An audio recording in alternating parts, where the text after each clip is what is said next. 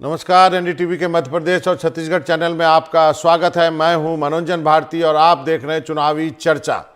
शुक्रवार को एमपी और छत्तीसगढ़ का दिन बहुत खास है। दोनों राज्यों की जनता मतदान के जरिए तय करेगी कि एमपी और छत्तीसगढ़ की सत्ता पे कौन काबिज होगा। शुक्रवार को छत्तीसगढ़ के मतदान के दूसरे चरण में 70 विधानसभा सीटों पर वोट डाले जाएंगे।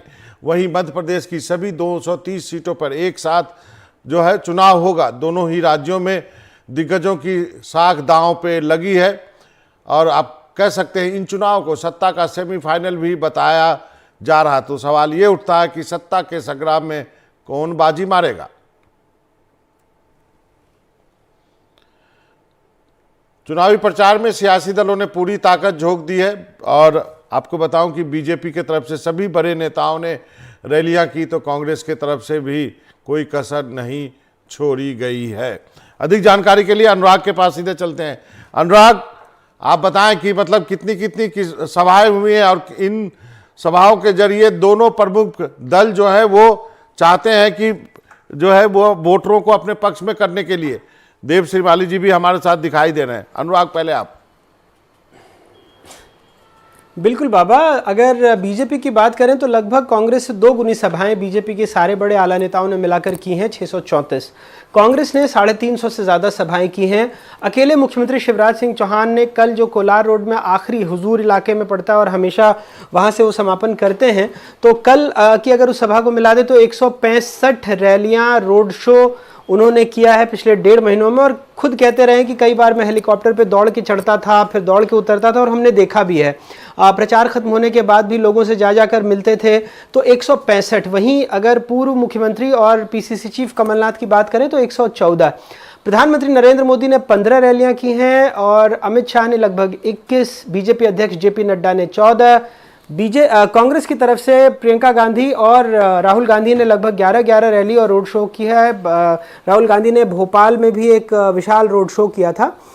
तो ये तमाम इन दोनों दलों के नेताओं का लेखा जोखा है। उन्होंने 1.5 महीने तक खूब कहते हैं पूरे प्रदेश को नापा है और अब छाले गिनने का वक्त है। आराम से आज बैठे होंगे और कल परीक्षा का दिन है और इस परीक्षा के लिए चुनाव आयोग ने भी बाबा व्यापक तैयारी की है। तो चुनाव आयोग की तैयारियों में ये कुछ तस्वीरें हम दिखा रहे हैं, साड़ियाँ दिख रही हैं, कपड़े दिख रहे हैं, तो ये सारे भी ढेर बड़ी मात्रा में जब्त किए गए हैं।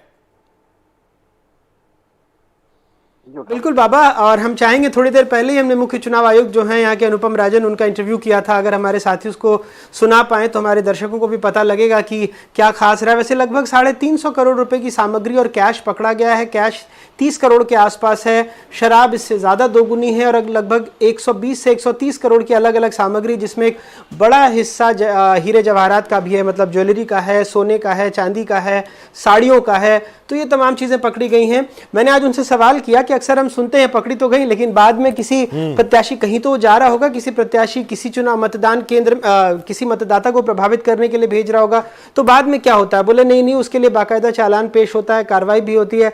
लेकिन मुझे तो नहीं याद है बाबा, आपको और ज्यादा बड़ा तजुर्बा है क्या? इसके बाद किसी उम्मीदवार की अगर ये पुख्ता हो गया, अगर चालान पेश होता है तो क्या उसकी उम्मीदवारी गई है? आप बेहतर बता पाएंगे। आज तक नहीं गई है और मुझे मालूम नहीं यदि किसी ने वैलिड डॉक्यूमेंट दे दिया तो उनको वो मिल पाता है या नहीं मिल पाता है, ये भी एक सवाल है जिसकी तहकीकात करनी होगी।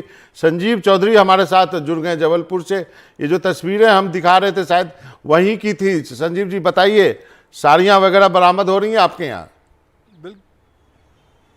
बिल्कुल बाबा, हमारे यहाँ तो लगभग 10 दिनों से लगातार बरामदगी चल रही है। अभी ये 600 साड़ियाँ पकड़ी गई हैं।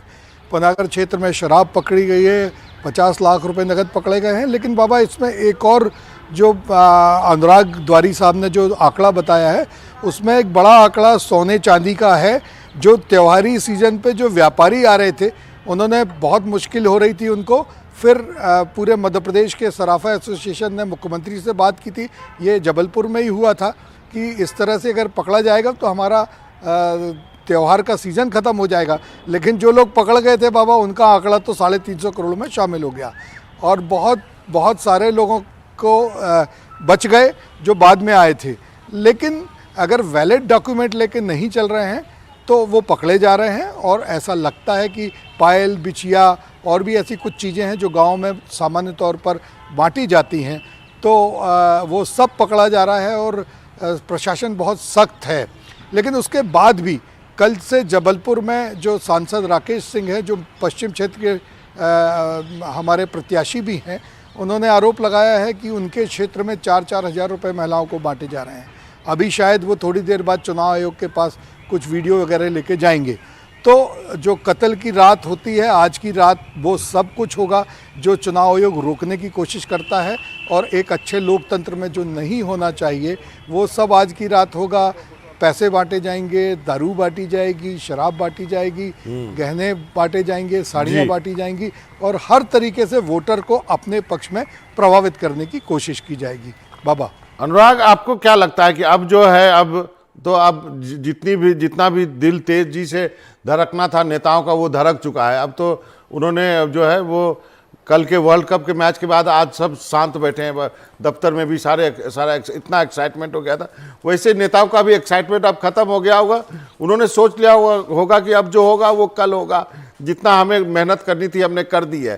तो आपको क्या लगता है कि इन रैलियों, इतने वादों आज से क्या जनता को प्रभावित कर पाई है नेताओं की ये टीम, या फिर लगता है कि जनता जो है अब उन भुलावों में नहीं आएगी शायद? कहना बहुत मुश्किल है बाबा, लेकिन हर दफ़े हमने देखा, जैसे आज मुख्यमंत्री शिवराज सिंह चौहान आज भी चले गए लाडली बहनों से मिलने के लिए। कोई ढोल धमाका नहीं था, कोई शोर शराबा नहीं था, कोई उस तरह का प्रचार नहीं था, लेकिन पहुंच गए। तो कुछ ऐसे नेता हैं जो घर में नहीं बैठते हैं, वो लगातार चलते रहते हैं। कुछ ऐसे हैं जो कल की शायद रणनीति तैयार कर रहे हो, जैसे आम तौर पर कुछ पढ़ाकू विद्यार्थी होते हैं जो परीक्षा से पहले भी तैयारी करते हैं। कुछ ऐसे होते हैं जो बेफिक्र होकर, उनको लगता है कि साल भर हमने सिलेबस तैयार कर लिया है तो परीक्षा से एक दिन पहले पढ़ने की ज़रूरत नहीं है, आराम से लोगों से मिला जुला जाए, खेल सकते हैं। तो कुछ वैसे भी विद्यार्थी होते हैं। अब देखना होगा कि इसमें सफल कौन होता है। पर यह बिल्कुल सही बात है कि जिस तरह से अलग अलग राजनीतिक दलों ने मेहनत की है, किसी ने रैली में, किसी ने सभा में, कोई सोशल मीडिया पर लोगों से 1 to 1 मिल रहे हैं, अलग अलग टोलियां बनी है। कांग्रेस की भी बात करें, जो उसका माना जाता था पिछले 5 सालों में, कांग्रेस ने अपने संगठन पर बहुत ज़्यादा काम किया है। मंडल बूथ स्तर तक अपने कार्यकर्ताओं का जो एक तरह से 15 साल में ख़त्म हो गया था, उसको बढ़ाया है। तो ये सारी बातें हुई हैं। कांग्रेस भी लेकिन मेरा सवाल यहाँ पे ये है कि अनुराग, मेरा सवाल यहाँ पे ये है कि दोनों पार्टियों ने दबा के रेवड़ियां बांटी है। अब जनता को ये चुनना है कि किसकी रेवड़ी ज़्यादा मीठी है, और सभी दलों ने कहा कि हाँ हमने रेवड़ियां दी हैं। तो ये जो रेवड़ी संस्कृति है जिसकी इतनी चर्चा होती है, तो क्या ये रेवड़ी संस्कृति से वोट क्या लिए जा सकते हैं, या आपको लगता है जनता सबकी रेवड़ी चख के देखती है, उसके बाद ही वो कहेगी नहीं ये वाली लेनी है? बाबा, मैं आपको 2 बातें बताता हूं और दोनों किसानों से जुड़ी हुई हैं। मेरा पसंदीदा विषय भी है। कांग्रेस ने कहा है वो कर्ज माफ़ी करेगी, लेकिन कब से करेगी, क्या नियम होंगे, क्या कानून बनेंगे? क्योंकि पिछली बार हमने देखा है कि फिर बहुत सारे किसानों को कर्ज माफ़ी नियम कायदे कानूनों के आड़ में नहीं मिल पाई। दूसरी तरफ बीजेपी कह रही है कि वो गेहूँ और धान का जो MSP है उसको बोनस के तौर पर जोड़ करके देगी। अब ये कैसे करेगी? क्योंकि बीजेपी सहित जो केंद्र सरकार और तमाम राज्य सरकारों ने मिलकर ये फैसला लिया था 2016 में कि अगर आप किसी भी आड़ में बोनस देंगे, जैसे मध्य प्रदेश ने पिछले चुनाव से पहले भावांतर योजना शुरू की थी। भावांतर भुगतान में जो भाव का अंतर होता था बाजार, तो वो सरकार भरती थी। लेकिन उसका नतीजा ये होता है कि जो मान लीजिए कि अगर केंद्रीय पूल में आपका 100 टन धान खरीदा जाना है तो एक अनुपात में वो कम हो जाता है। मतलब केंद्रीय पूल में हो सकता है कि फिर 90 टन या 85 टन ही खरीदी हो। ऐसे में फिर नुकसान राज्य का या किसानों का ही होता है। तो इसके नियम क्या होंगे, इसकी स्पष्टता किसी के वचन पत्र में, दृष्टि पत्र में, जो भी नाम है वो नहीं है। तो आप समझ सकते हैं कि जिस आप रेवड़ी की बात कर रहे हैं, जिस की हम बात कर रहे हैं कि क्या मिलेगा, तो कब मिलेगा, क्या होगा, इसको लेकर कहीं कोई स्पष्टता नहीं है। बाबा देव जी के पास चलते हैं। देव श्रीमाली जी, आप बताइए, वहां पे आपका जो है, मुझे लगता है कि मध्य प्रदेश का बैटल ग्राउंड जो है ना वो आप ही का इलाका है इस बार भी, तो वहां की स्थिति बताएं आप, और क्या क्या तैयारियां हुई हैं आपके इस संभाग में? बिल्कुल बाबा, देखो बाकी तैयारियां तो जो मध्य प्रदेश की हैं वही है। हमारे यहाँ भी 2.5 करोड़ रुपए बरामद हो चुके हैं। अभी थोड़ी देर पहले भी एक शराब बरामद हुई है। तो ये सब कुछ तो चलता रहता है। लेकिन चंबल का चुनाव तो चंबल का चुनाव होता है, जिसका एक वीडियो अभी आपने देखा, अपने हेडलाइन में ही सुनाया कि लाल सिंह आर्य के साथ क्या हुआ। थोड़े दिन पहले उनके साथ पिटाई मारपीट की घटना भी होते होते बची थी। तो चंबल में उस तरफ आगे बढ़ रहे हैं। ग्वालियर में कल एक गांव में जमकर हिंसा हुई थी, दो गुट झंडे लगाने पर भिड़ गए थे और फिर मार पिटाई की हुई थी। हमने वो खबर भी बहुत प्राथमिकता से दिखाई थी। तो यहाँ चुनाव थोड़े अलग चलते हैं। यहाँ जो रेवड़ियां तो बटती हैं, लेकिन रेवड़ियों के साथ साथ और सारी चीजें भी बटती है। पुलिस उससे परेशान रहती है।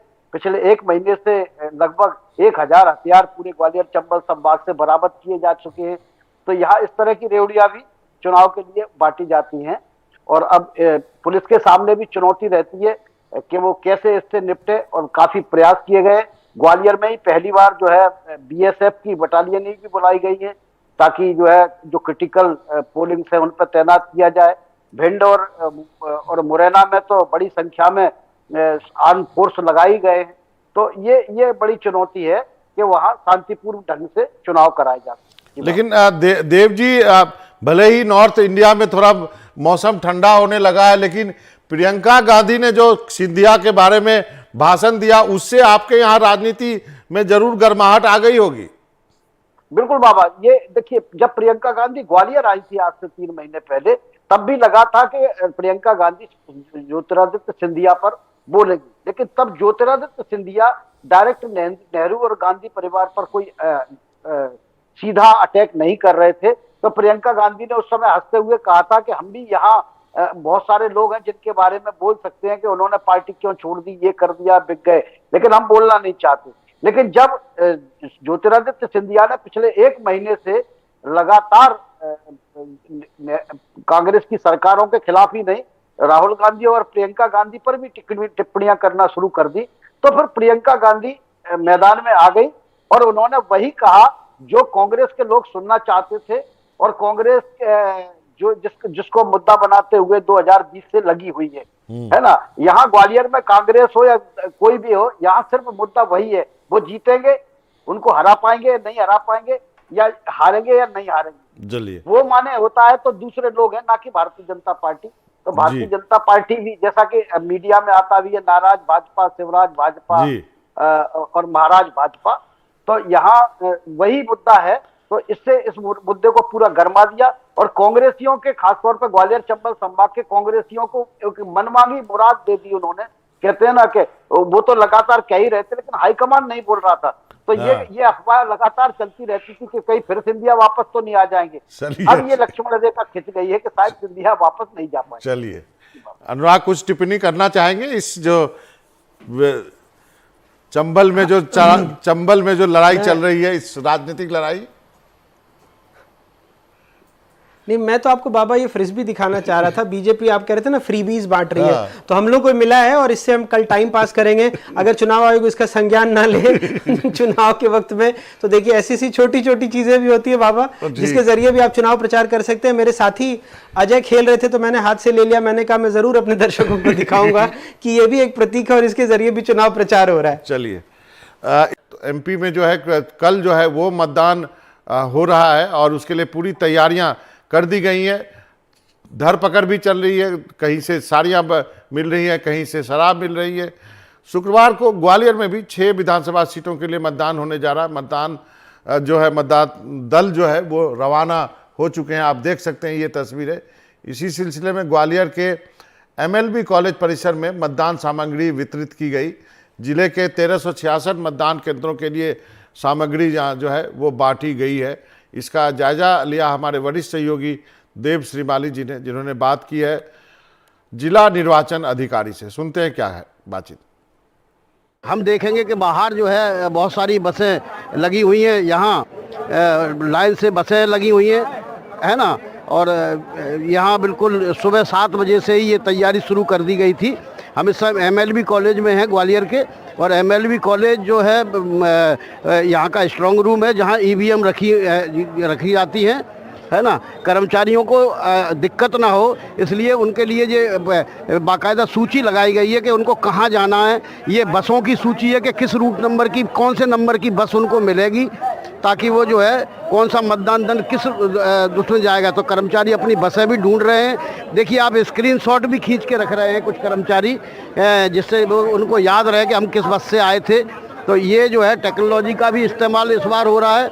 हम देखेंगे कि बाहर जो है ना बसों की लंबी लंबी कतारें लगी हुई हैं और इन कतारों में जो है मतदान दल रवाना हो रहे हैं। और ये देखिए, ये लंबी लंबी जो कतारें हैं मतदान दलों की, है ना, ये आप देख रहे हैं कि इन बसों से लगभग 1000 बसें ग्वालियर में एक्वायर की गई हैं मतदान दलों के लिए। जैसे कोई विकलांग है, ये भी आप आ रही हैं। आप भी मतदान दल की सदस्य हैं क्या? हाँ जी। कौन, कहाँ, क्या नाम है आपका? मेरा नाम लक्ष्मी सिंह है। अच्छा, कहाँ आपकी ड्यूटी लगी हुई है? 16 ग्वालियरपुर में। अच्छा, ग्वालियरपुर में। तो आप ये अभी सामग्री लेने जा रही हैं? हाँ जी। अच्छा, चलिए, आपने अपना वोट डाल दिया? हाँ जी। चलिए, बहुत बहुत। तो ये जा रही थी कि अपना मतदान दल की सामग्री, क्योंकि शरीर कुछ भी बोले लेकिन लोग मतदान को दलों में शामिल होने के लिए बहुत उत्साहित रहते हैं। और वो लोग समझते हैं कि आपका कर्तव्य है कि वोट डालना, है ना। ये अलग अलग विधानसभा क्षेत्रों के लिए प्रवेश द्वार भी बनाए गए हैं, है ना, क्योंकि 1600 से ज़्यादा बूथ हैं और हर बूथ पर लगभग 10 लोगों की नियुक्ति होती है। तो लगभग 16,000 कर्मचारी यहाँ आएंगे एमएलबी कॉलेज में। यहाँ कल जो है जिला प्रशासन ने मॉक पोल भी किया था और आज जो है सामग्री वितरण हो रहा है। पहले चरण में 3 विधानसभा क्षेत्र जो ग्रामीण क्षेत्र के हैं, जिन्हें दूर जाना 100-125 किलोमीटर दूर, और दूसरे में ग्वालियर शहर के उनका वितरण किया जाएगा। और कल रात को यहीं ईवीएम इसी एमएलबी कॉलेज के जो है स्ट्रांग रूम में रखी जाएंगी। देव श्रीमाली, NDTV।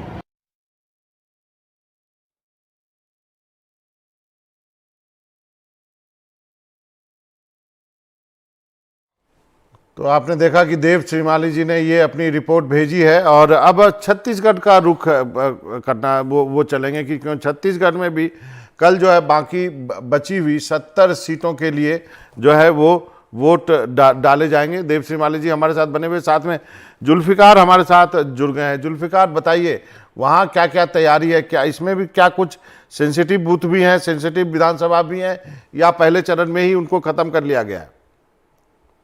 बाबा, पहले चरण में ही जितने भी सेंसिटिव पोलिंग बूथ थे वो पहले चरण में ही पूरे कंप्लीट हो चुके हैं। सिर्फ एक पोलिंग स्टेशन है वो डोंडी लोहारा में, जहां पे उससे सेंसिटिव माना गया है। बाकी जो सामान है पोलिंग बूथ, और 70 विधानसभाओं में कल सुबह 8 बजे से मतदान शुरू हो गया, जिसको लेकर चुनाव आयोग ने तमाम तैयारियां कर ली हैं। और जैसा कि आप अभी चर्चा कर रहे थे कि मध्य प्रदेश में मतदाताओं को प्रलोभित करने के लिए बहुत सारी चीजें बांटी जा रही हैं, ये सब तो ऐसा छत्तीसगढ़ में भी देखने को मिल रहा है। और छत्तीसगढ़ में मध्य प्रदेश से छोटा होने की वजह से जो पैसा है, जो रकम है, वो छोटी हो सकती है, लेकिन रेशियो के हिसाब से देखें तो यहाँ पे भी बड़ी संख्या में निर्वाचन आयोग ने संपत्ति जब्त की है, जिसमें साड़ियां हैं, ज्वेलरी है और तमाम ऐसी चीजें हैं जो लोगों को प्रलोभित करने की संभावना के तहत उनको जब्त किया गया है। और इसकी जो है करीब 70 करोड़ रुपए की इसकी कीमत आकी गई है। तो कुल मिलाकर निर्वाचन आयोग ने अपनी तरीके से पूरी तैयारियां की हैं कि free and fair election Chhattisgarh में कराया जाए। और यही वजह है कि पहले चरण में फ्री एंड फेयर इलेक्शन कराने के लिए इतनी बड़ी संख्या में सुरक्षा बलों का डिप्लॉयमेंट किया गया था। अब सेकंड फेज है, तो सेकंड फेज के 70 विधानसभा, जिसमें रायपुर संभाग शामिल है, दुर्ग संभाग शामिल है। दुर्ग संभाग में हालांकि राजनांदगांव और कवर्धा में मतदान 7 तारीख को हो चुका है। फिर सरगुजा है और बिलासपुर है। इन 4 संभागों में 70 विधानसभा सीटें आती हैं। और इसमें से सरगुजा का जो इलाका है वहां पे भी 14 विधानसभा सीटें शामिल हैं। और सरगुजा से 14 में से 14 सीटें कांग्रेस ने पिछले 2018 के चुनाव में जीती थी। तो अब ऐसी स्थिति में अगर देखें तो दोनों पॉलिटिकल पार्टियों ने अपनी पूरी ताकत लगाई थी और भारतीय जनता पार्टी ने इसे अपने पक्ष में करने के लिए हर तरीके जो होते हैं वो अपनाए। प्रधानमंत्री नरेंद्र मोदी यहाँ पे पहुंचे, उत्तर प्रदेश के मुख्यमंत्री योगी आदित्यनाथ का दौरा रहा। लेकिन जुल्फी, छत्तीसगढ़ में बात यह है कि कांग्रेस और विपक्ष की जो पार्टी है उसके बीच में इतना बड़ा अंतर है कि आपको लगता है कि इस चुनाव में वो अंतर कम भले हो सकता है, या फिर इतनी मेहनत करी है बीजेपी ने कि उलटफेर हो सकता है?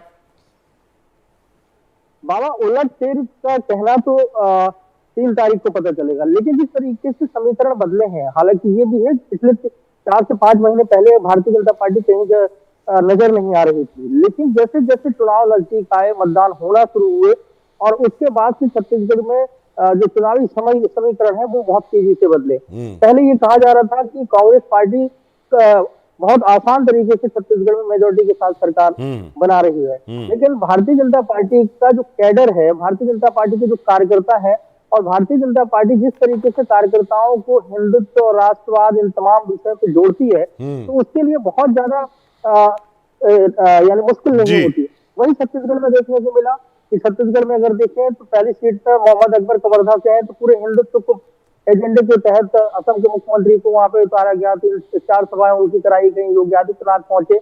इस तरीके से जो भारतीय जनता पार्टी के फायरब्रांड लीडर हैं उन्हें यहाँ पे उतारा गया। चलिए देखते हैं कि क्या होता है जुल्फी। अब तो अगली सुबह ही इंतजार। जाते जाते देव श्रीमाली जी, क्या मतलब आपको लगता है कि इस बार चंबल रीजन जो है और आपका ग्वालियर चंबल जो ये पूरा रीजन है वही तय करेगा सत्ता की चाबी भोपाल की? बिल्कुल बाबा, वो तो करेगा, सत्ता की चाबी तय करेगा। और ये इस बात का अंदाजा नरेंद्र मोदी जी को भी है और कमलनाथ को भी है और राहुल गांधी को भी है। हम देखेंगे कि नरेंद्र मोदी 19 दिन में 2 बार ग्वालियर आए, है ना, ये एक छोटी घटना नहीं है। अगर हम अमित शाह को देखेंगे, जो भारतीय जनता पार्टी के मुख्य चाणक्य हैं, अमित शाह जी जो है पिछले 4 महीने से लगातार ग्वालियर आ रहे हैं, किसी न किसी कार्यक्रम के बहाने। उन्होंने यहाँ सभा भी की, उन्होंने यहाँ कार्यकर्ताओं की बैठक भी ली, उन्होंने 2 बार छोटे छोटे नेताओं से 1-to-1 किया। तो उनको अंदाजा है कि पिछली बार का जो अगर रिकॉर्ड है उसको हम कांग्रेस को नहीं दोहराने देंगे। और कांग्रेस ने भी जमीनी स्तर पर जो काम किया है, अपनी तैयारी की है, निश्चित तौर पर उसमें मुकाबला रोचक कर। बहुत रोचक है। देव श्रीमाली जी, आपका और जुल्फी आपका बहुत बहुत शुक्रिया इस तमाम जानकारी के लिए। तो आज चुनावी चर्चा में इतना ही। मनोरंजन भारती को इजाजत दीजिए, लेकिन कहीं जाइएगा नहीं। एनडीटीवी के मध्य प्रदेश और छत्तीसगढ़ चैनल पर खबरों का सिलसिला लगातार जारी है।